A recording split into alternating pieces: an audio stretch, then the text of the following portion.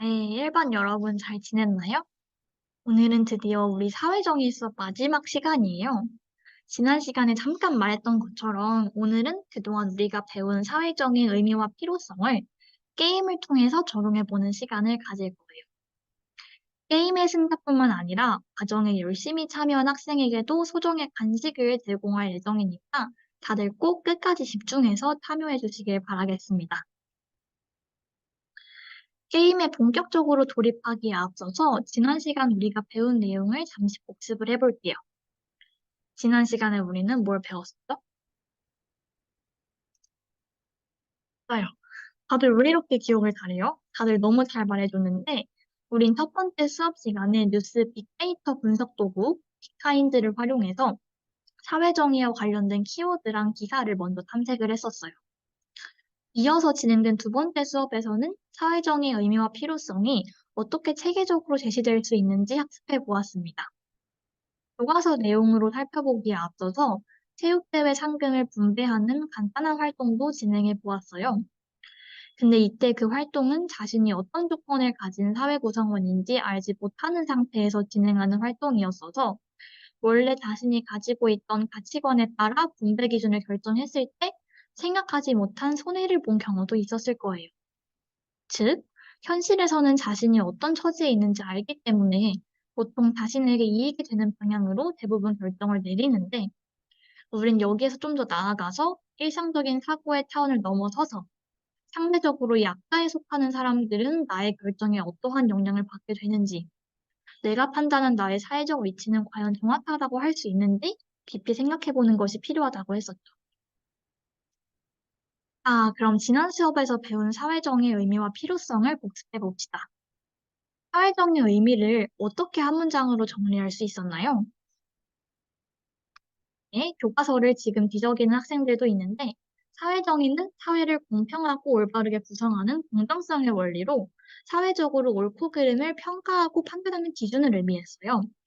그래서 예를 들어서 선생님이 그 결정은 사회정의에 어긋나라고 말한다면 그 결정이 사회적으로 옳지 못하다는 것을 말하고 있는 거겠죠. 그렇다면 사회정의는 왜 필요할까? 지난 시간에 우리는 교과서의 서술을 바탕으로 사회정의의 필요성을 크게 세 가지로 나누어 정리해 봤어요. 바로 기본적 권리를 동등하게 보장하기 위해, 공정하게 분배하기 위해, 신뢰하고 협력하는 공동체를 만들기 위해 사회정의가 필요했어요.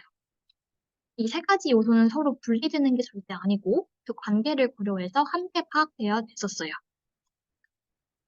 다들 끄덕이면서 잘 따라와 주는 걸 보니까 게임에 참여할 준비가 되신 것 같습니다. 게임 설명을 시작하기에 앞서서 오늘의 학습 목표를 함께 살펴볼게요. 첫 번째 학습 목표를 함께 읽어볼까요? 네, 오늘은 지난 시간에 이어서 정의로운 사회를 추구하는 까닭을 보다 깊이 이해해 볼 거예요. 게임을 통해서 그 필요성을 직접 체감해 보는 시간을 가져볼 겁니다. 이번에는 두 번째 학습 목표를 함께 읽어볼게요. 네, 이번에도 사회정의의 필요성과 관련한 학습 목표인데, 기본적 권리를 동등하게 보장하고 공정하게 분배하기 위해 왜 신뢰하고 협력하는 공동체가 필요한 건지, 이 역시 게임을 통해 깊이 체험하고 이해해보는 시간을 가지도록 하겠습니다. 네, 여러분, 지금부터는 게임 설명이 시작되니까 꼭 집중해서 들어주셔야 합니다. 일단 우리는 국가가 하나의 마을이라고 가정하고 게임을 진행합니다. 우리 일반은 지금 학급 학생 수가 24명이니까 총 24명으로 이루어진 마을이 하나의 국가라고 생각하는 거예요. 그래서 이 마을 안에서 모든 사회적인 행위가 이루어집니다. 그리고 우리는 모두 마을의 구성원으로서 특정한 지위를 하나씩 부여받게 되는데 각 지위는 직업재산 나이에 있어서 차이를 가집니다. 각 지위의 종류는 뒤 슬라이드에서 설명을 드릴 거고요. 여기까지 혹시 다들 이해가 되셨나요? 질문이 있는 학생은 손을 들어주시기 바랍니다. 없으시면 넘어가 볼게요. 원활한 게임 진행을 위해서 마을에는 총 5가지의 지위만 존재한다고 가정합니다. 자, 아까부터 여러분의 책상에 쪽지가 한 장씩 다 놓여 있었을 거예요. 다들 한번 펼쳐보세요. 거기 쓰여 있는 것이 바로 여러분의 게임 속 지위입니다. 친구들과 자신의 지위를 공유해도 되고 공유하지 않아도 좋아요. 단 여러분이 게임 진행하실 때 주의할 점이 한 가지 있어요. 가장 중요한 건데 게임 속에서 여러분이 특정 지위나 집단에 속한다고 해서 다른 집단의 구성원을 혐오하거나 조롱하거나 조금이라도 장난을 쳐서는 안 됩니다. 다들 아는 내용이지만 중요하니까 한 번 더 설명을 할게요. 자, 지금부터는 각 지위가 가지는 특성을 한 번씩 설명할게요. 첫 번째 지위는 치킨집에서 아르바이트하는 22살 대학생, 70만 원의 재산을 가지고 있어요. 두 번째 지위는 5살 딸이 있는 35살 치킨집 사장, 250만 원의 재산을 가지고 있어요. 세 번째 지위는 정부에서 제공하는 최저시급 일자리에 참여하고 있는 67세 노인, 50만 원의 재산을 가지고 있습니다. 참고로 대학생 역시 아르바이트이기 때문에 최저시급을 받아요. 네 번째 지위는 버스를 타고 출퇴근하는 40세 중소기업 회사원 150만 원의 재산을 가지고 있어요. 다섯 번째 지위는 지병이 있는 51살 중소기업 CEO 600만 원의 재산을 가지고 있어요. 여기서 지병이 있다는 것은 질환, 병이 있다는 뜻입니다. 다들 자신의 지위가 아닌 다른 지위의 특성들도 잘 파악해 두시길 바랄게요. 게임은 다음과 같이 진행이 됩니다. 여러분은 자신의 지위를 알고 있는 상태에서 게임 라운드마다 새로운 상황에 직면하게 되고 상황마다 분배 기준에 대한 의사를 표명을 해주셔야 합니다. 마을 전체에 설정된 사회유지 조건이 만족된 상태에서 개인적 이익의 증가분이 높은 상위 5명의 학생이 게임의 최종 승자가 되는데요. 무슨 소리인지 모르겠으니까 하나씩 더 설명을 해볼게요. 사회유지 조건은 다음과 같습니다. 모든 라운드에서 분배 기준의 혜택을 받지 못하는 지위가 발생하면 게임은 무효가 됩니다. 즉, 게임의 최종 결과가 산출되어도 승자는 존재하지 않게 되는데, 그렇다면 개인적 이익의 증가분은 무엇을 의미할까요? 1라운드의 편익과 2, 3라운드에서의 재산 증가분으로 계산하게 되는데, 각각의 무엇을 의미하는지는 라운드 진행할 때 더 설명을 드리도록 할게요. 여기서 하나 짚고 넘어갈 것이 있는데, 게임이라는 형식이 가지는 구조적 특성상 편익과 재산을 계산할 때 단기적인 변화까지는 반영하기 어렵다는 점이에요. 게임에서는 비록 반영하지 못했지만 실제로는 개인의 행복한 삶을 위해서 당장 자신과 상관없어 보이는 부분까지라도 충분히 고려할 줄 알아야 하겠죠. 네, 다들 끄덕이시는 걸 보니까 이해하신 것 같습니다. 다시 게임 설명으로 돌아와서 결국 이 게임에서 가장 중요한 것은 맞아요. 일정한 수준의 합의가 이루어져야 한다는 거예요. 개인의 이익만 생각하는 게 아니라 사회의 관점에서 사고할 줄 알아야 사회 유지 조건이 충족되면서 자신에게도 사회에게도 이득인 결과가 도출되겠죠. 이러한 게임 흐름 조금 익숙하지 않나요? 익숙하다면 여러분이 지난 시간에 사회정의의 의미와 필요성을 잘 학습했기 때문입니다. 우리는 지난 시간에 기본적 권리를 동등하게 보장하고 공정하게 분배하기 위해서 신뢰하고 협력하는 공동체를 만들어야 한다고 했었죠. 그리고 이를 통해 사회정의를 실현해야 한다고 배웠었습니다. 이 깨달음을 잘 되새기면서 게임에 참여해 주시기 바라요. 아, 다들 준비되셨나요? 그럼 시작해 보도록 하겠습니다. 다들 받은 태블릿 PC의 카메라를 열어서 화면에 QR코드를 스캔해 접속해 주세요. 지난 차시부터 계속 활용하던 방법이니까 익숙하시죠? 네, 들어가시면 구글 폼이 뜰 텐데 이 구글 폼 안에서 라운드마다 분배 기준을 결정해 투표해 주시면 됩니다. 혹시 QR코드 접속이 잘 안 되는 학생들은 손을 들어주세요. 이런 친구나 선생님이 도와줄 겁니다. 네, 다 되셨고 링크에 접속하면 가장 먼저 여러분이 부여받은 지위를 체크하는 항목이 있을 거예요. 쪽지에 적혀있던 지위에 체크해 주시고 재산도 똑같이 입력해 주세요. 다 되면 다음 버튼을 눌러주시기 바랍니다. 네, 1라운드는 공공시설 라운드입니다. 우리 마을에서는 다음 6개의 시설, 다 익숙하실 텐데 유치원, 노인복지관, 보건소, 가로등, 마을 순환버스, 도서관이 정부에 의해 운영되고 있었습니다. 그런데 어느 날 정부가 이를 모두 민간업체에 맡기겠다고 밝혔는데요. 따라서 여러분은 이제 각 시설을 우리 마을에 유지시키기 위해서 일정한 금액을 민간 업체에 납부해야 합니다. 근데 각 공공시설은 유지되기 위해 필요한 최소 비용이 있어서 시설별 납부 총액이 기준을 넘지 못하면 운영이 되질 못해요. 이때 매달 필요한 시설별 유지 비용은 각각 100만 원입니다. 자신의 재산을 사용해 각 시설에 납부를 한다고 했을 때 여러분은 가진 재산을 어떻게 사용하실 건가요? 재산 중 얼마를 사용할 것인지는 본인의 선택입니다. 참고로 공공시설 라운드에서는 재산이 아닌 편익의 형식으로 결과가 반영이 되는데요. 편익에 대한 이해를 돕기 위해서 예를 한번 들어볼게요. 선생님은 이 학교에 출근하기 위해서 매일 12번 버스를 타요. 그런데 만약 12번 버스가 사라진다면 선생님은 다른 버스를 타고 먼 길을 돌아서 출근을 하거나 혹은 돈을 더 내고 택시를 타야 되겠죠. 이 경우 선생님은 버스를 이용함으로써 얻어지는 편익이 감소하는 거예요. 네, 시설 이용의 편익으로 해당 라운드에 참여를 해주시면 되고 다들 이해가 되신 것 같으니 상황을 종합적으로 고려해서 결정을 내려보시길 바랍니다. 네, 친구들과 자유롭게 의견을 나눠도 되지만 다양한 의견을 무시한 채로 하나의 합의를 만들어내기 위한 흐름으로 굳어지면 안 돼요. 이건 게임의 의도와 어긋나기 때문에 선생님이 조금 중재를 하겠습니다. 제한 시간은 3분으로 설정을 할게요. 주어진 상황에 대한 이해를 돕기 위해서 기사 하나를 가져와 봤어요.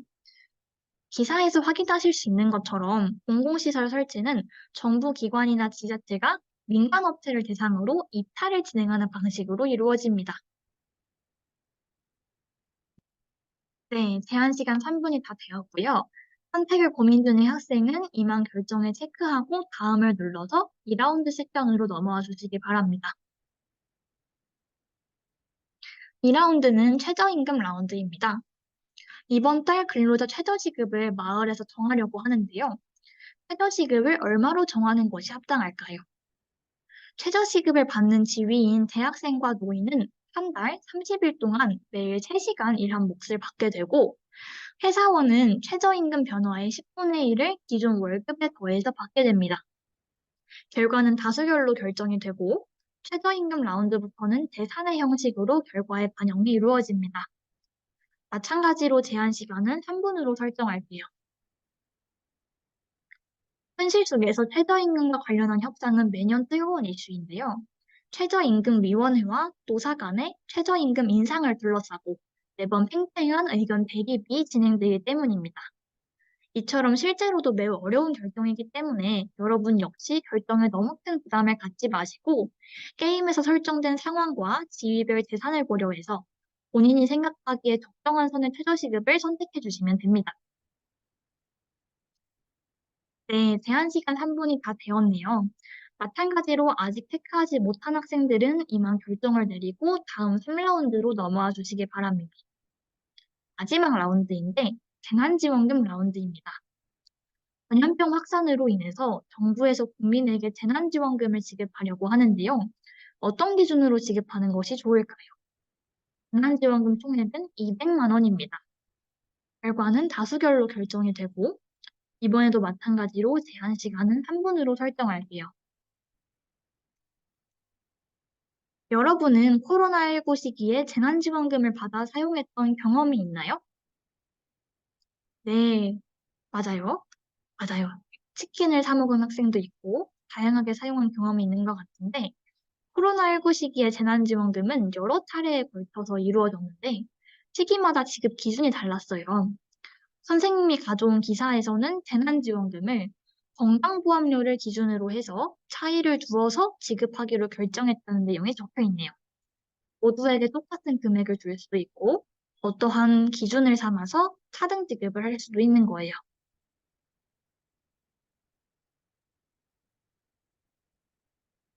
네, 이렇게 3분이 지나서 3라운드도 종료가 되었습니다. 다들 응답을 제출해 주시고, 우리의 게임도 끝이 났어요. 네, 머리를 싸매고 이리저리 계산하고 고민하느라 힘들었을 텐데, 생각보다 너무 열심히 참여해 주어서 선생님이 너무 고마운 마음이에요. 지금부터는 10분간 쉬는 시간을 가진 다음 간단한 코딩을 이용해서 멋지게 각자 최종 결과를 직접 산출해보는 시간을 가지도록 하겠습니다. 네, 여러분 잘 쉬고 오셨나요? 이제 게임의 최종 결과를 직접 산출해보는 대망의 시간을 가져가 볼 거예요. 다들 지난 수업에서 활용했던 노션 링크에 접속을 해주세요. 마찬가지로 QR코드를 스캔해서 접속해 주시면 됩니다. 네, 접속하시면 가장 마지막 페이지가 코딩 실습 데이터로 되어 있을 텐데 그 페이지를 클릭하면 선생님이 쉬는 시간에 만들어 놓은 응답에 대한 CSV 파일이 있어요. 그것을 다운로드 해주시기 바랍니다. 파일 다운로드가 잘 안 되는 친구들은 손을 들어주세요. 마찬가지로 주변 친구와 선생님이 도와주도록 할게요. 네, 모두 해결이 되었고 이제 다운받은 CSV 파일을 투입해서 간단한 코딩을 이용해 각자 최종 결과를 산출해보는 시간을 가질 거예요. 코딩을 쉽게 하기 위해서 구글 콜앱이라는 웹 코딩 플랫폼을 이용해 볼 건데 다들 화면의 QR코드를 통해 접속해 주시기 바랍니다. 선생님도 여러분이 쉽게 참여할 수 있게 구글 콜앱 화면을 공유해 볼 테니까 잠시만 기다려 주세요.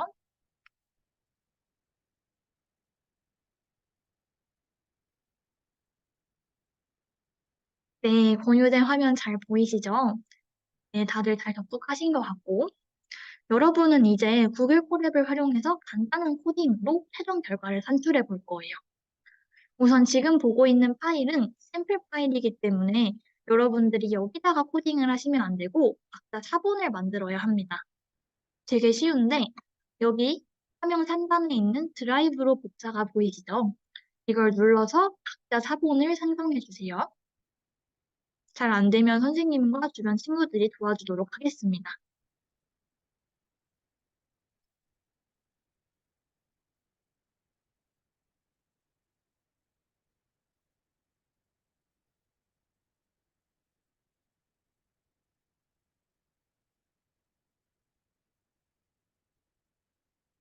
네, 이렇게 해서 최종 결과 산출이 완료가 되었습니다.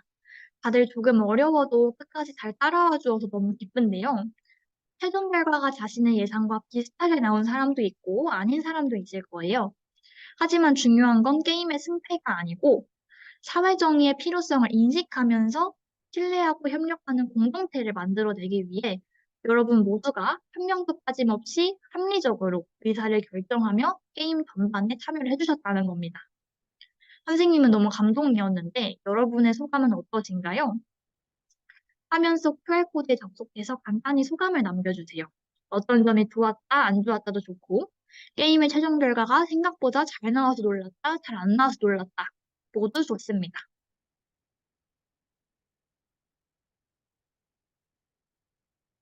네, 선생님이 패들렛 들어가서 보니까 되게 만족스러웠다는 친구들도 있고, 되게 열심히 참여했는데 다른 친구들이 자신의 이익만을 생각하며 참여하느라 내가 진 것 같다라는 친구들도 있네요. 모두 타당한 의견들 소감드리고 모두 되게 현실 사례와 결부되어 있는 의견들이에요. 다들 게임에 잘 참여해 주신 것 같고 그래서 우리는 현실 사례가 반영된 게임 라운드를 통해서 개인의 이익과 사회의 이익이 조화를 이룰 수 있는 사회정의의 실현 방향을 실제적으로 탐색을 해보았어요. 이것이 단순한 게임에서 끝내면 안 되고 기본적 권리의 동등한 보장과 공정한 분배의 필요성에 대한 공감이 신뢰하고 협력하는 공동체의 필요성을 인식하는 대로 확장되었길 바라겠습니다. 한 명도 빠짐없이 게임 속 사회의 구성원으로 잘 참여해 주었으니 모두에게 소정의 간식을 지급하도록 할게요. 추가적으로 게임의 승자는 수업이 끝난 후 교실 앞으로 나와 상품을 받아가시기 바랍니다. 네, 그럼 다들 추운 날씨에 따뜻하게 입고 다니시고 건강 유의하시고 우린 다음 도덕 시간에 보는 걸로 할게요. 네, 수고 많았어요.